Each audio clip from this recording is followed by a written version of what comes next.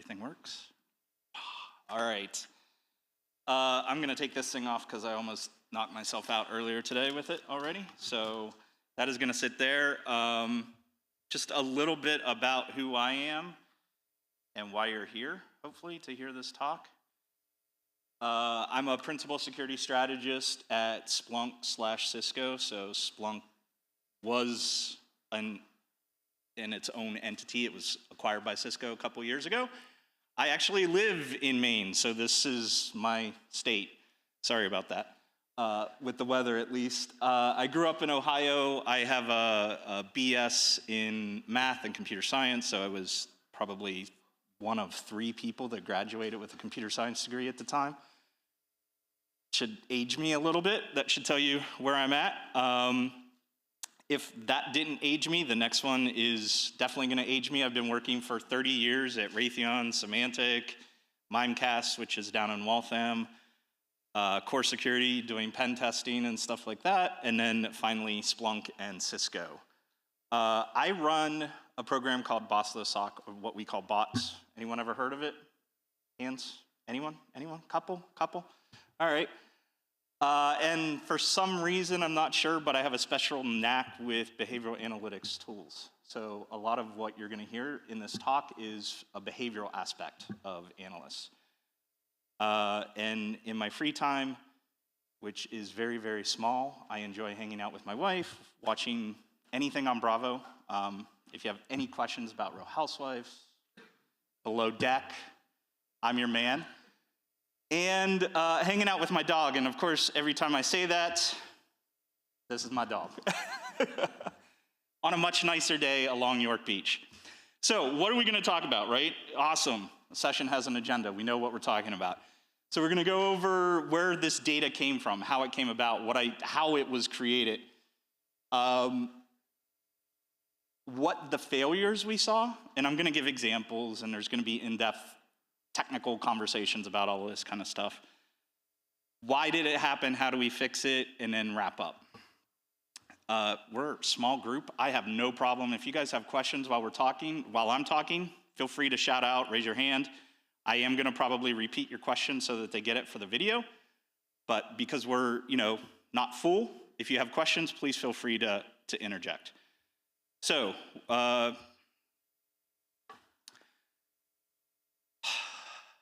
about 11 years ago, 2 people, and I was not included in this 2 people, so it was 2 other people, created a CTF for Splunk. And the reason that they did it originally was to get out of booth duty at RSA. They said, well, if we create the CTF and people will be playing this, we won't have to do the booth. And rightfully so, they didn't, because they made it the entire week of RSA. Well, RSA wasn't happy because all of the people who were supposed to be at RSA were playing our competition. So the next year they condensed it down to 4, and we started to launch it at our user conference, Splunk Conf. And what it does, what it really is a large-scale CTF from analyst perspective, right? Now, obviously, as a vendor, it's filled with our tools, but we're not going to talk about that. Over time, though, we started to realize a few things, right? We thought, we went into it with a couple of assumptions. One was, it's just a game. It's not. But around the 5th year, when we started to do 1,500 people in one room for one event, and having hundreds of thousands of people play this, we started to notice some patterns in the noise, right? So one of the things that a lot of people do with data is you try to recognize patterns in the white noise, is what they call it. We started to realize that instead of a CTF, which it was, we actually created a gigantic behavioral experiment. So the scenarios are designed to be realistic, right? Yes. Oh, question already. Yes. Yep. SOC, Security Operations Center. Sorry about that. So we design these scenarios operationally. We all get together, we have a bunch of servers, we spin up systems, and we hack them with real life attacks. We just happen to log all that data into a product, and then we present that product with questions and answers. A couple of examples of scenarios. We did AWS scenario that was based on the bank that was exploited with a SSRF attack inside of AWS. I can't say the bank name, but if you Google SSRF, which is server-side request forgery, AWS, which is Amazon Web Services, in 2019, it will be the first hit in Google. We happen to do, there's a talk coming up right after me about OT, and we did a talk with Dragos around OT and large-scale machinery logging and things of that nature, attacking that. So that's kind of what we do. The difference is that we time it. We put it in a bucket. You have 4 hours to do this. So it's very, very similar to real life, right? An analyst sits down with an alert. They have to figure out what's happening pretty quickly. We put that same time pressure on people. And we did it at scale. So we've touched 6 continents, 157 different countries. I have not been to all of those countries. Some of them I would like to have gone to. Some of them I would not like to go to. But if anyone has contacts in Antarctica, that you do? Who's saying that? All right, yeah, yeah. That's the one continent I don't have yet. And we almost had it. Our CEO was there on a break, but he didn't have good Wi-Fi service, and he couldn't connect. All I need is someone to log in and click a button and answer a question. I'll give you the answer. That's all I need.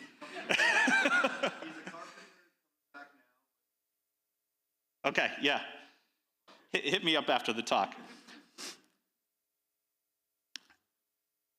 So what did we expect, right? We expected people to come up with the same conclusions, the same outcomes, view same priorities. Why? Because everything was consistent inside of the system. You would think that people would follow the methodology that most people would assume that they follow. Yes, I know I used a very big word there, assume. Everyone knows what that turns into, right? But what did we actually see?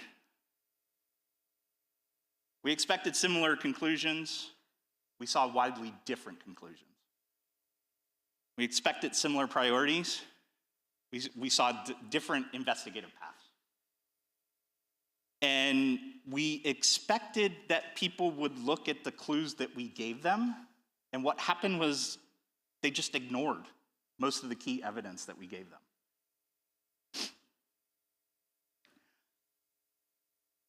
This is AI generated. I cannot tell you how I spent more time with the prompt to get this picture than I did developing the slide deck. Do you know how hard it is to get Claude or ChatGPT to put "oh shit" on a slide? Like it will not do it. It had hashtags and exclamation points, and I said, no, I need the actual word. But this is kind of what we saw, like Analyst 1 up there just not doing anything, just kind of ends up in a dead end. But everybody took a different path. Yes, ultimately they might have gotten the answer, but that's not what we expected, right? We expected them to get the right answer at some point, but we didn't expect the way that they got there, if that makes sense. So what did we start to see? And again, this is 10 years worth of data. I'm not showing you the data because it's really boring, but if anybody really wants to see it, I can bring it up to you. We saw that people anchored in alert, what I call alert anchoring. If it hasn't been coined, it's been coined now, but paying attention to high-level alerts, high-priority alerts, and ignoring low-level things. Identity was just completely ignored. Nobody likes looking at login information. Nobody likes looking at authentication. Nobody likes tracing Kerberos tickets all over the world. But guess what? That's where everything starts, really. Everyone ignored DNS, surprisingly. Everyone. Fragmented investigations, just going off in different areas, and finally, if anyone works in corporate America like I do, high activity does not necessarily mean that you're making progress. So what does that tell us, right? At some point, in my mind, at some point in our mind, our collective mind, the group that creates this every year, it stopped being whether, the question stopped being what mistakes were being made. It was why are they making them? Or what's going on in their mind or in their system that causes those mistakes to occur consistently.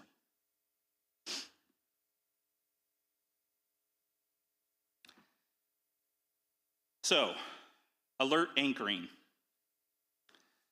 This is from an actual scenario that we created. You can see a couple of high alerts, medium alerts. I condensed it very much so.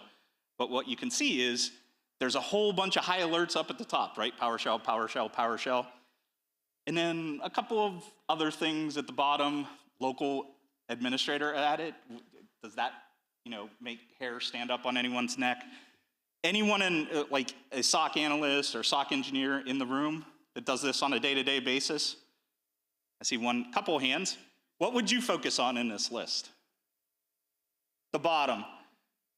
Have you seen my PowerPoint yet? Have you seen my deck? Did you consistently people were focusing on the high alerts. So much so that very early on in one of the versions, we put a high priority PowerShell alert and a low priority PowerShell alert. They both ended up at the same end event. It was a encrypted PowerShell command. The high priority PowerShell command ultimately decrypted to, you looked at the wrong alert. Sometimes life sucks. That's what it literally, when you put it into CyberChef, that's what it said. So, people spent 20, 30 minutes tracing this trying to investigate this string of events and realized that they started in the wrong spot. And that does happen, right? Ask an analyst, ask someone who works in a SOC. You could spend half an hour, 45 minutes chasing something down, and guess what? You get to the end and you're like, that's not what I wanted. That's not it, right? Life does suck.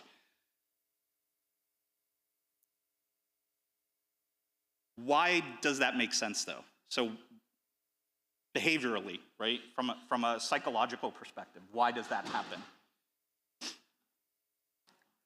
We have a severity-driven workflow. People are paid to close out tickets very quickly, and they start at the top. No? You seem... Oh, you're a team of one, so... All right. There is a time pressure, right? Always. FOMO, which doesn't really translate here, but it's still fear of missing out on something. And then the tools that you use, right? Think about that. I have a whole section on the tools that people use and why that actually causes more problems than not. Identity blindness. So this is the one where, sorry, the slide doesn't really show very well up there, but it says,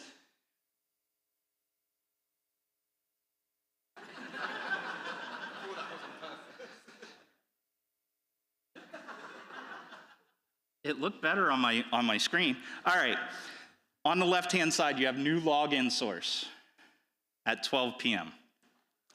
or 10:20 p.m., sorry. Then at 10:40 p.m., you have privilege escalation. Then you have all of that space in the middle, plus 3 days, you get an endpoint alert. If you ignore identity, and I'm not trying to be all doom and gloom here, although it might be coming off that way. If you ignore that identity point, that attacker is in your environment for at least 3 days, in this example, right? I'll give you an example of a customer very early on in my SE career at Splunk. I went to this customer's headquarters in Rhode Island. Should narrow it down a little bit. Can't say who, can't say what they do. But their entire alert mechanism for their SIM was one metric. And that metric was malware infestation. That was all they cared about. And they thought, I asked it, I pushed the CISO on it. Of course, me, like I'm like a 42-year-old SE talking to a CISO. I said, what are you doing? What is this? What is the mentality here? And he said, well, everything else except malware is a false positive. Okay? But guess what happened when we threw at them a scenario with no endpoint data? They had no idea what to do. And our internal telemetry shows that approximately 40% of our customers, so less than half, are sending endpoint data. So it's not even something that's common in most SIMs. It's harder to investigate, right? I'm gonna say because it's not sexy. It's identity, right? It's not fun. It's less visual, it's more tedious. You have to dig into it a little bit more. It's not like screaming, hey, there's a malware infection here. But this is also why there's an entire market of behavior analytics tools that sit and look at people's behavior and what they do. And I guarantee anyone who works in a SOC, unless you're a one-person team, probably has some sort of behavior analytics tool. DNS and proxy, another not fun, kind of boring thing to look at, right? What do you look at? Why am I looking at DNS? What does that have anything to do with what I'm trying to figure out? Well, I'll give you an example. One year we did a watering hole attack with a Thai restaurant menu, because who doesn't love ordering Thai, right? Online. And it was a PDF. Now, don't worry, like it's all contained when I say we put it out on the internet. We put it out on the internet with guardrails around it so that only we could access it. But you go out, you download it, it opens a back door. We started to DNS exfil important information very, very slowly. I don't know if anyone's ever seen DNS exfiltration. To exfil a terabyte of data takes days because it's small chunks of data, right? Nobody that year over, I'm gonna say it was early, so probably a couple, 2,000 or 3,000 people saw that. Nobody found the DNS exfil that year. Because no one looks at DNS. But guess what? It's one of them. If you see the time on this, I don't know if anybody noticed it, it's actually repeating. So it's a beacon out, right? Yes, sir.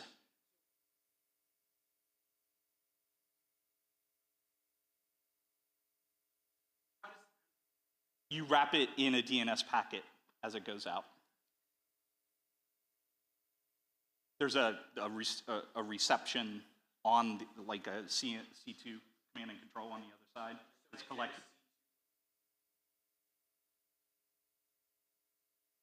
That's one way to do it, yeah. Who said that? Sorry. Yeah, iodine. I had to get Drake in here somewhere, right?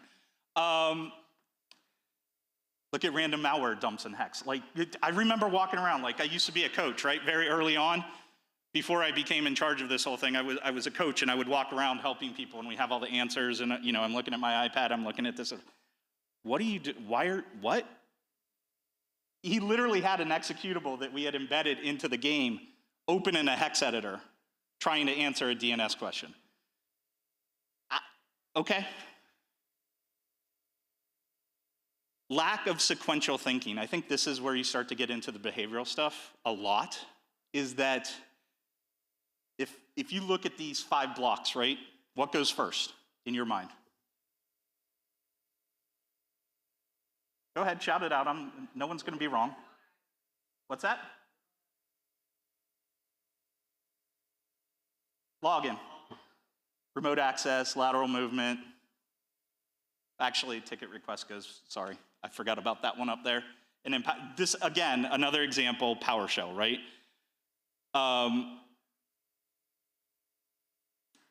What we found behaviorally is that everybody wanted to jump to that PowerShell event. Forget about everything else, jump to the PowerShell event. Now, does that work in the real world?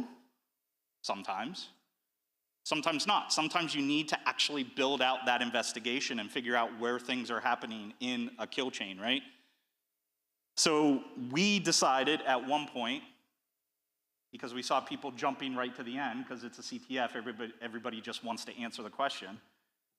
We decided about 3 or 4 years in to create what we called a showcase scenario, which basically walks a user through the entire investigative process. Here's the login.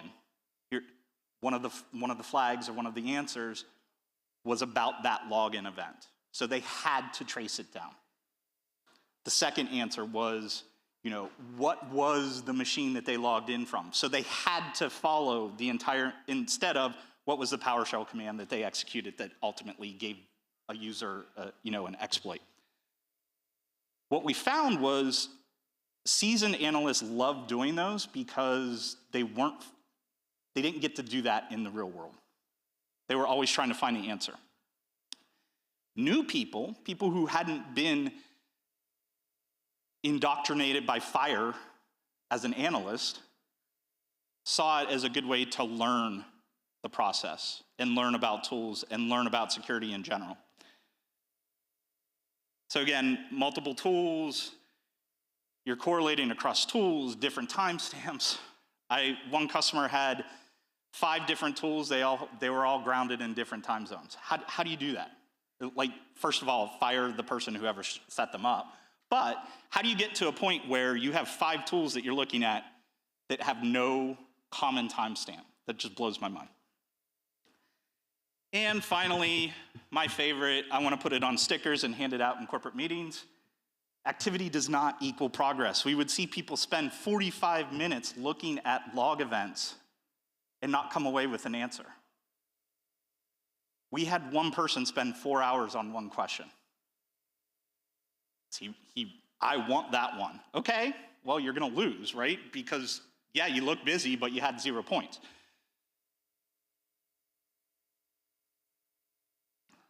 This is just one of an investigative framework. Anyone familiar with OODA loop? If you are, you probably were in some section of the armed forces. I know it's really big there. I got it from one of the guys who created this. It stands for observe, orient, decide, and act. And it's just a constant loop.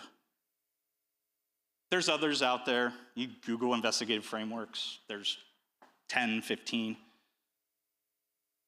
So the important part wasn't the mistakes, right? It was the consistency that the mistakes were being made in.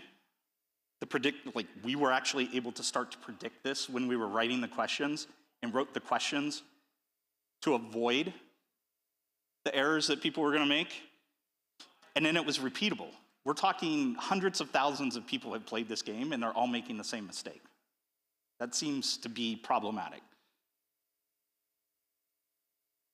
So why does this happen?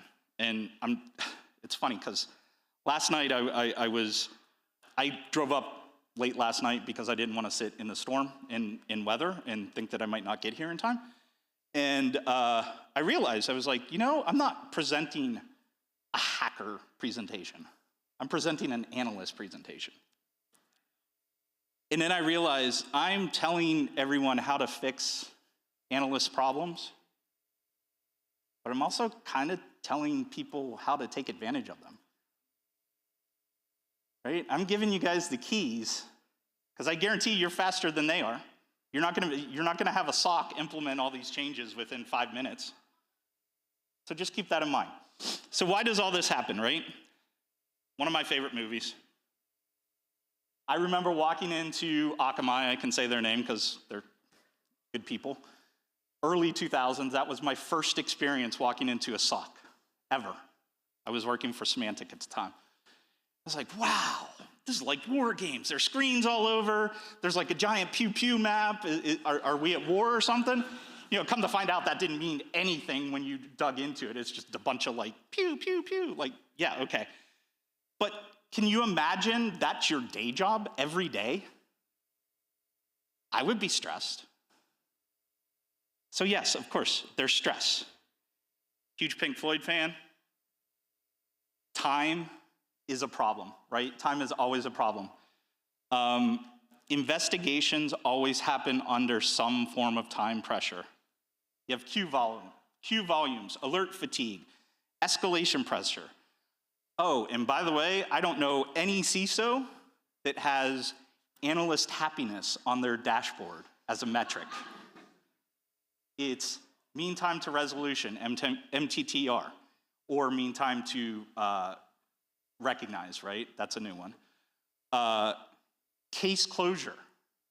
It's never, is this person really happy? Are they doing the right things, right? Are they looking at the right things? Are they following the investigative workflow that we have? No, they're just barreling through trying to find the answer, right? Tools have biases built into them by the vendors. Trust me, I know. I work for a vendor. And again, that screen is not doing it justice. I apologize. But there's actually a person sitting right in the middle there. I don't know if you can see it. And there's a whole bunch of TOSIM, EDR, auth portal, threat intel.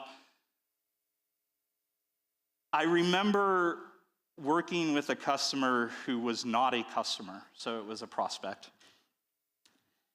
And they told me a story about how their SIM, all of a sudden, after they upgraded to a new version, started targeting almost every executable as malware. Anyone want to guess why? Got some smart people in here. Why do you think that happened?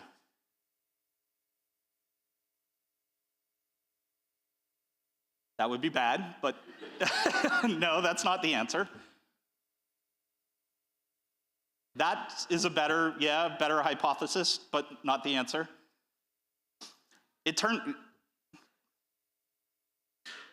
False positive, no. It turns out that the vendor that sold them their SIM had recently acquired a malware investigation tool. And they wanted to upsell the customer to that malware investigation tool. So just keep in mind, when you're using the tools, right, keep in mind that those tools are created by people who ultimately want you to give them money. That's all I'm saying. And as a vendor, absolutely, I will own up to that. I want your money just as much as every other vendor, but keep that in mind when you're looking at this kind of stuff, right? When you're looking at errors and issues that people make within their organization from a SOC perspective, the tools are created by people. Don't worry, I have a whole section about AI later on. It's expensive, right? We go back to that, what are your metrics? MTTR, mean time to resolution, case closure. I've never walked into a SOC experience in 30 years that people are actually proactively looking at things. Tier 1, Tier 2, and some Tier 3 analysts are always reactive to events. So I think the problem starts to become, when you're that reactive, that's your entire nature, your goal is to get to the next thing as quick as possible and ignore as much as possible without detriment, if that makes sense.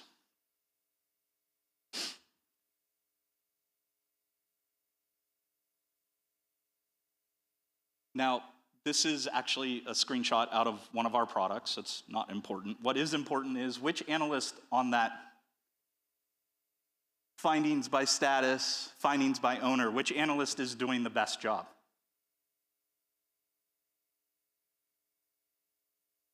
Can you tell? Is it the one with 46? 46 cases closed, or the one with 5?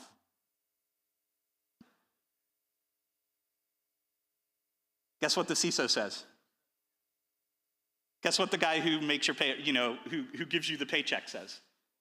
It's always the person with the most closures. They don't care how, they don't care why. I have a funny story. We actually have our security team at Splunk, they trove DNS records that we create. And if they're not set up correctly, or if a glue record is misaligned, I get a ticket. Okay. And Jira happily reminds me every morning at 8 o'clock that I have one of these DNS records that is broken. But I also know that if I don't do anything for 30 days, which is his SLA, he'll fix it for me. Who wins? Not him, right? And then, of course, his boss is like, why didn't you close more tickets? Because of that Tom Smit guy. He just leaves them open. What I'm trying to suggest by that example is behavior causes activity, and the way that we respond to events, the way that we respond to incidents, are all shaped by our behaviors. So once you look at all of the environment, yes, sorry. So, correct me if I'm wrong, this sounds a lot like the IBM paying IBM line of code is not a good idea, but SSD or closing more issues. I mean, ideally, SOCs can fix that. They just choose not to.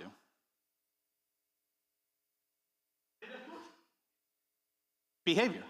It's all behavior, right? People are, who said that? Management. Yeah, it's man. Are you wearing a suit?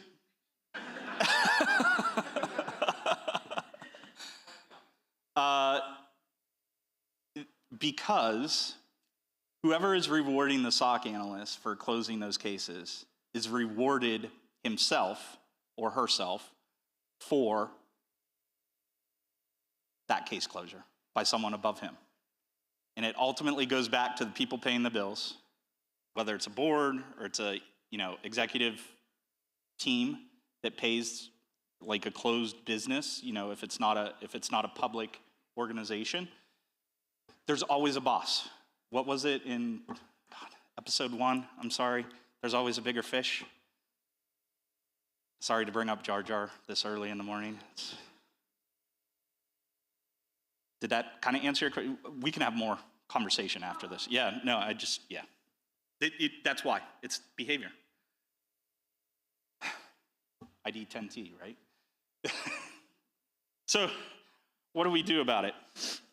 So I actually stole this image from Red Canary because I tried in ChatGPT to recreate it for about 24 hours and it just wouldn't come up. But ultimately, the whole point of this image is when you test detections, if you're testing detections in your environment, do you ever test it in production? I'll ask the one person I know who is a SOC analyst in the room. You can plead the fifth if you want to. What's that? Okay, so not intentionally. That's plead the fifth next time. We have a tool that we created, and if you go out and Google, there's 15,000 tools now created by some LLM somewhere that will generate attack data and allow you to attack machines with exploits that are known to MITRE or some other framework that you might follow. The problem is it's never production, right? You're never testing that stuff in production. If you are, you're probably going to get fired, I would hope. Unless it's by accident. What's that? Intera. So what does that mean? Well, when you get to production, the people who are getting the data for you into your environment, however they're doing it, are also compensated to do it quickly. So guess what that means? They're cutting corners. They're not doing everything that they should to get the data to look the way it should. And yes, there's schemas out there. I think ArcSight called it CEF, which was Common Event Format. We have an information model that we call SIM, Common Information Model. There's free ones out there, the OCSF, which is Open Cybersecurity Framework. There's all these industry standards. There's all these industry standards that tell you how you should format data. But how many people actually follow those standards when they're given 2 hours to get in terabytes of data and sometimes it's just good enough, right? So those detections that you test on perfect data hardly ever fire in the real world.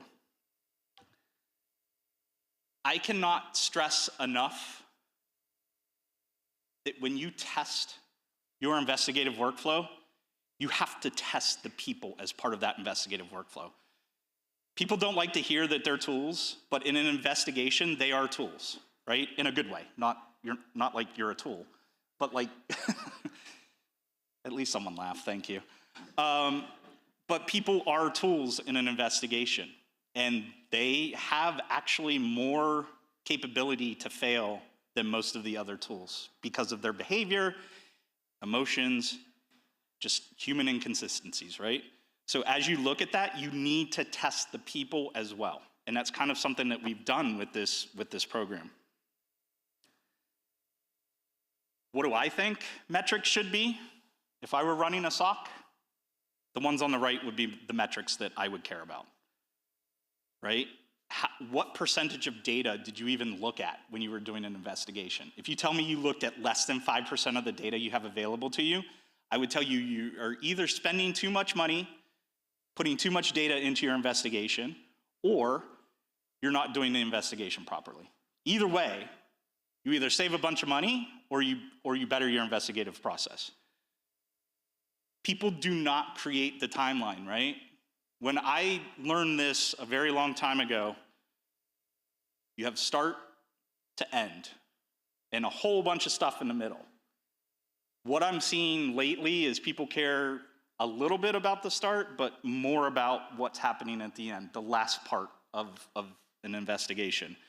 The drift, right? Do I look at this? Do I look at that? Oh, hey, shiny object, right? I call it the shiny object thing, the OCD. Oh, where's that log go? Does that have anything to do with what you're trying to answer? No, but it looks interesting. Well, then, try to bring it back. Yes?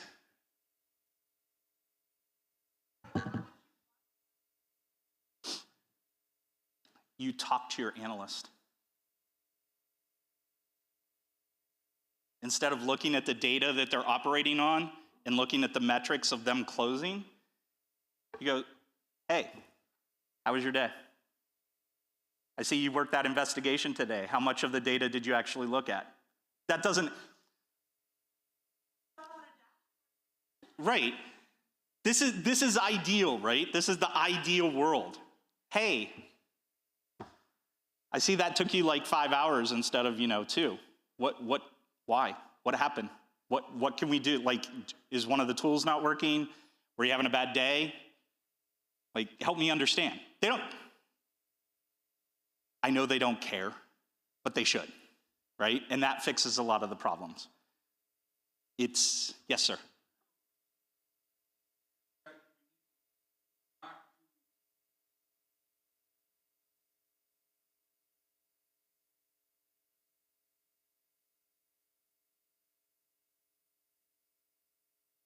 Yeah. Yes. Yes.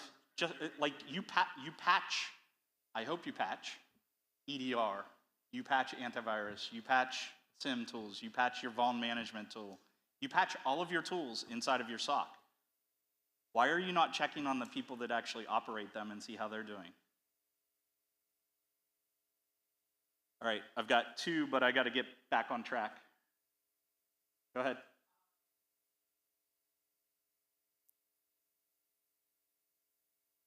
Maybe.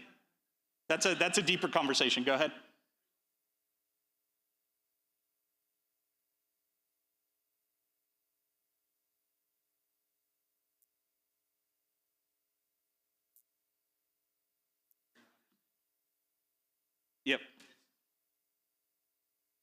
Yep. So, enter AI, right? AI is going to solve everything. Woo! This is how, listen, I think AI is important. I think it's going to solve some problems. I think AI, like every other tool that was introduced into a SOC or into an investigative workflow, is just another tool. I'm old enough to remember when EDR first dropped and everyone was like, we don't need analysts anymore. We got EDR. And then it was SOAR, right? Orchestration. And then it was UEBA, which is User and Entity Behavioral Analytics. I swear, for like 5 years, everyone thought that UBA was going to put SOCs out of business.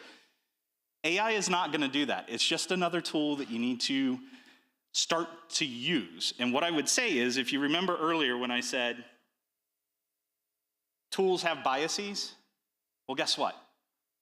AI has biases as well, especially AI built into those tools. We're doing some AI work. Most companies are. I saw one outside vendor, not us, say, put into their AI that anytime someone came across a specific issue and they didn't have a subscription, offer a link to go purchase the add-on to their tool.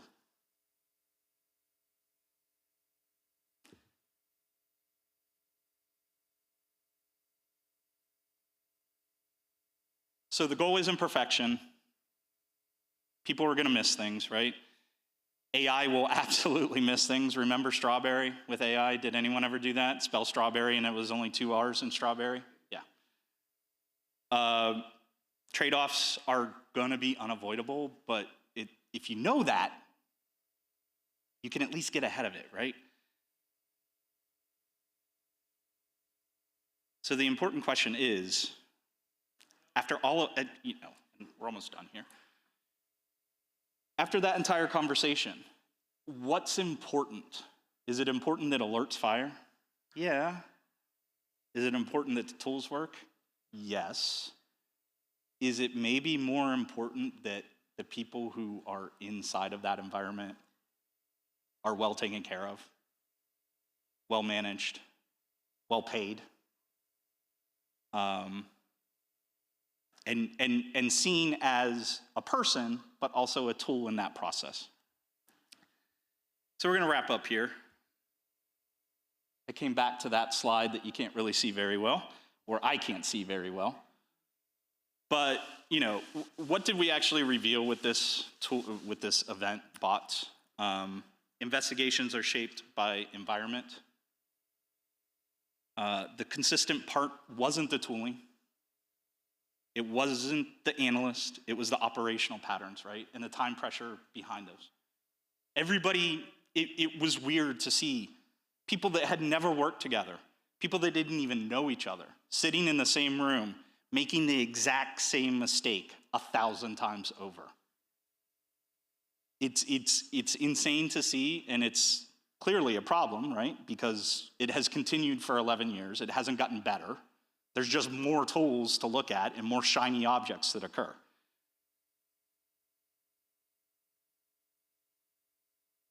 So how do you change this, right? How do you fix it? Test investigations, just not detections. Have investigation workshops, right? Go to a CTF where it's built out like an entire investigation that you have to go through that process. If you have a SIM vendor or any vendor, ask them for a workshop around how to work through their entire tool. If they don't have one, tell them that they need to build one.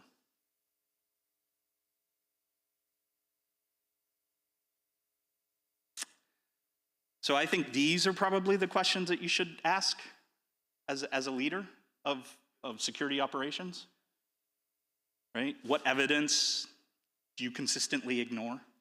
Why are you not looking at DNS?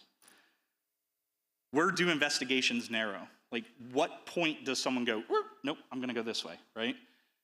Can you actually reconstruct a timeline on a whiteboard or a sheet of paper without a tool?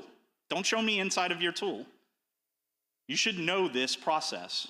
If you're investigating something, you should know what happened, major milestones within that timeline.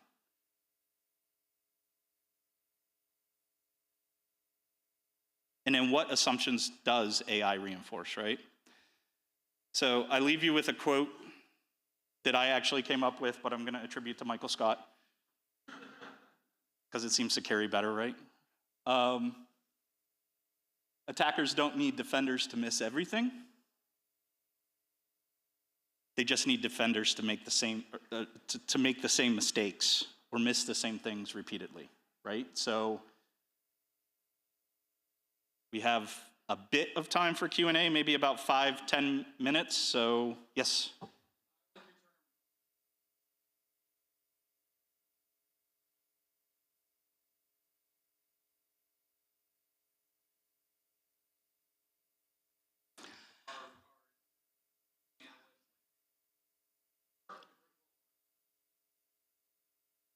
I think when you look at alert anchoring, the problem starts to become you're not creating that timeline, right? And it's easy for me to say because I create these events, I create these incidents. So I have to build the timeline before I actually create the incident in real life, right? So in my head, I've already done that. I think that is the biggest part of it, though, is that, yes, you can certainly focus on high alerts, but if that high alert is a PowerShell alert, you know that that's not at the beginning of a timeline. Yep. Which does not lend itself very well in a SOC because the metrics that analysts, yeah. Go ahead.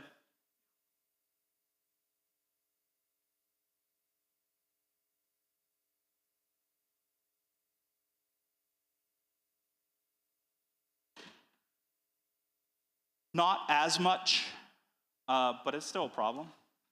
So like if you have to follow certain guidelines, if you have, like a lot of UK or EU-based organizations have specific guidelines built around this type of stuff. The thing with auditors is they show up once a year, they sit at a table or a cube or an office for a week or two, they look at specific things, and then they go away.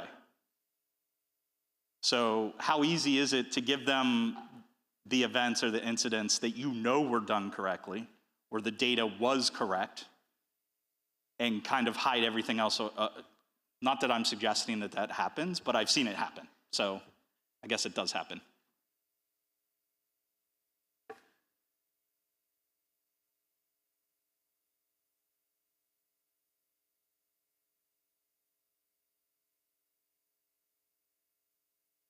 Oh, right, sorry. What was the, what is the fix to all of this? If I knew, I wouldn't be here. I'm joking. I think leadership needs to be more empathetic. It is what it is, right? I think in a metric-driven world, I think the fundamental shift, honestly, okay, if your response to that is it's never gonna happen, then the fundamental shift is you need to start considering your analysts a tool of the investigation. And if people start to think that way, their mind shifts from, I don't care if they had a bad day, to why did this take you 8 hours instead of 3 like it would have taken anyone else? Oh, you were having a bad day? Let's talk. Or, is everything okay? Is there anything I can do? I've never heard that from a leader in a SOC. What's that? I've never worked in a SOC, so I guess. Yes, sir.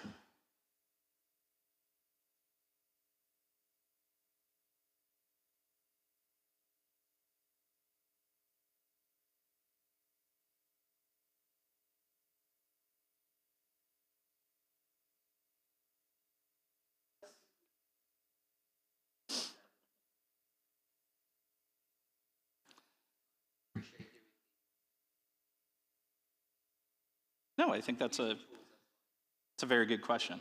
Yeah. Yep.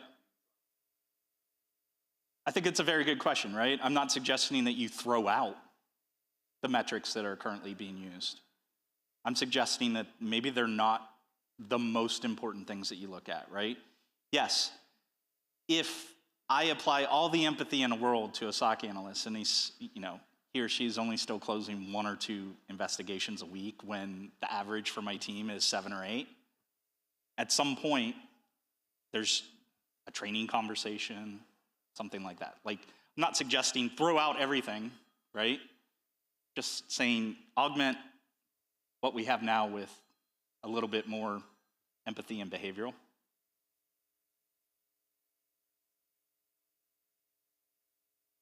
Yep.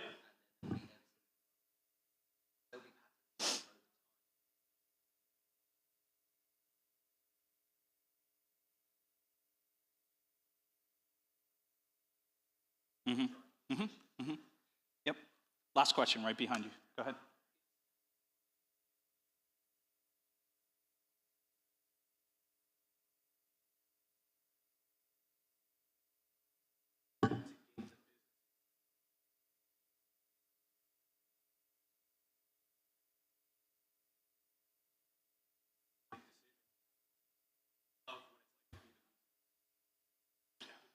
I think that would help.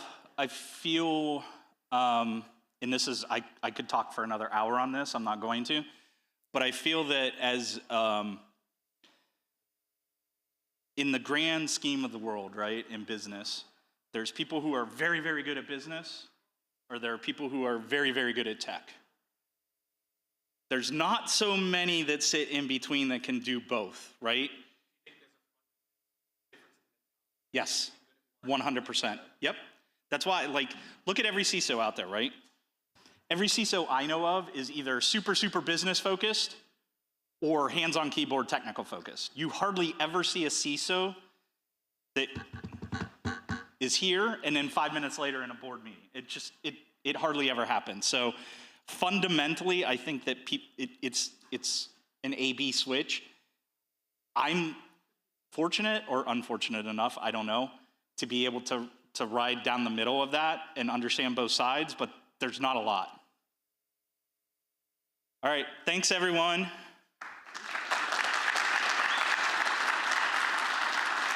I will be around the rest of the day if there's other questions or comments or concerns, or you just want to tell me I'm crazy, that works too.